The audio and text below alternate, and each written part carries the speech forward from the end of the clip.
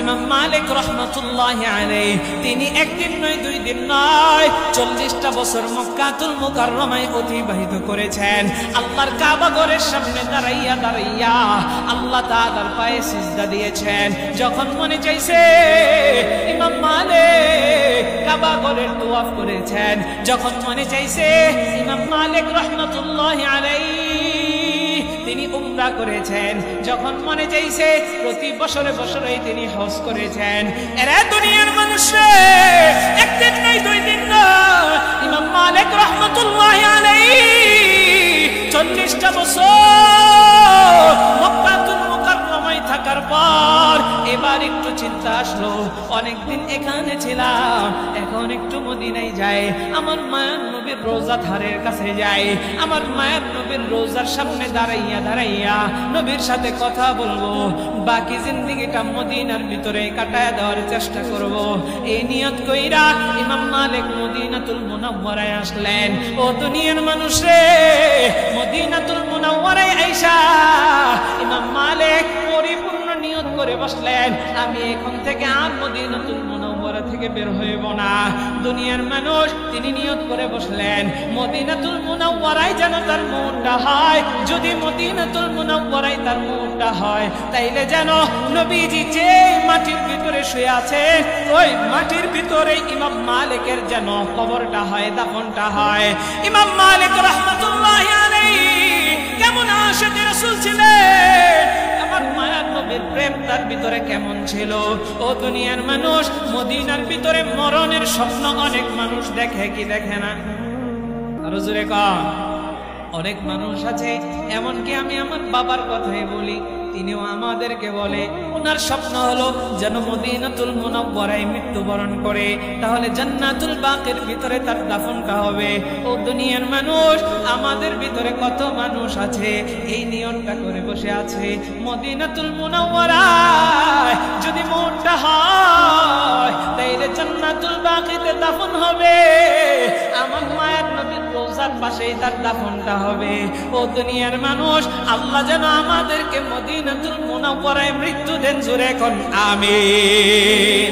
আরে আমার আম্মা জান, ও যুবক ভাইরা রে, একটু দিলের কান লাগায় শুনেন আর বুঝেন, ইমাম মালিক মদিনার ভিতরে দিন অতিবাহিত করতেছে, হঠাৎ করে একদিন হজের সময় চলে এসেছে।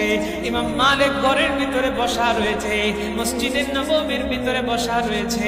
এমন সময় রাস্তা থেকে আওয়াজ আসতেছে, লাব্বাইক আল্লাহুম্মা লাব্বাইক লাব্বাইক লা শারীকা লাকা লাব্বাইক ইন্নাল হামদা ওয়ান নি'মাতা লাকা ওয়াল মুলক। এই তালবিয়াটা যখন শুনছে ইমাম মালিক আর মসজিদের নববীর ভিতরে বসে থাকতে পারে নাই, দৌড়াইয়া রাস্তার ভিতরে চলে আসছে।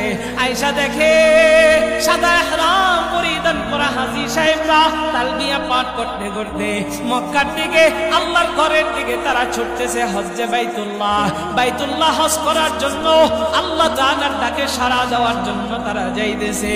ইমাম মালিক রাহমাতুল্লাহি আলাইহি এই দৃশ্য দেখা চোখের পানিগুলো আর ধরে রাখতে পারে নাই, চোখের পানিগুলো ধরে রাখতে পারে নাই, সাথে সাথে কান্না শুরু করে দিয়েছে। আহারে, আমি তো 40টা বছর মক্কাতুল মুকাররমায় ছিলাম, আমি কি আর হজ করতে পারবো না? আমারও তো মনে চাইতেছে হজ্জে বাইতুল্লাহ যায়, আমার রবের সামনে দাঁড়াইয়া দাঁড়াইয়া, কাবা ঘরের সামনে দাঁড়াইয়া দাঁড়াইয়া রবের সাথে কথা বলি, রবের ইবাদত একটু কাবা ঘরের সামনে দাঁড়াইয়া করি, রবের কাবা ঘরটা একটু তওয়াফ করি। আরে দুনিয়ার মানুষরা ইমাম মালিক এই চিন্তা করে চোখের পানিগুলো ঝরায়, আবারও তার মনে বইরা গেছে, আমি তো নিয়ত করেছি এই মদিনারে ছাইরা আমি কোথাও যাইব না, এই মদিনায় যেন আমার মরণটা হয়। আমি যদি মদিনা থেকে বের হই আর যদি আমার মরণটা চলে আসে তাইলে তো মদিনায় দাফন হবে না।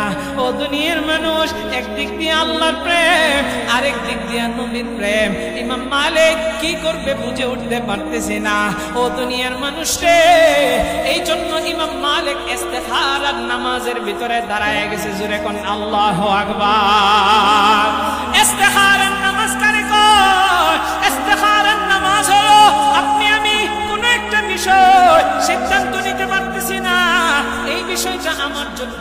কল্যাণকর হবে নাকি অকল্যাণকর হবে?